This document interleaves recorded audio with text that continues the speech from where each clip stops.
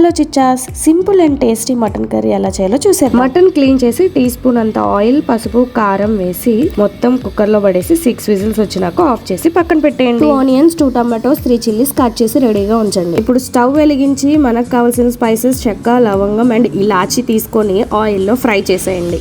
ఇప్పుడు ముందుగా కట్ చేసుకున్న ఆనియన్స్ కూడా ఆయిల్లో వేసి ఫ్రై అవ్వనివ్వండి. ఆ తర్వాత మిర్చి కూడా వేసి కొంచెం ఫ్రై అవ్వనిచ్చి అల్లం వెల్లుల్లి పేస్ట్ కూడా వేసేయండి. కొంచెం కలర్ చేంజ్ అయిన తర్వాత టొమాటోస్ కూడా వేసి మూత పెట్టేయండి.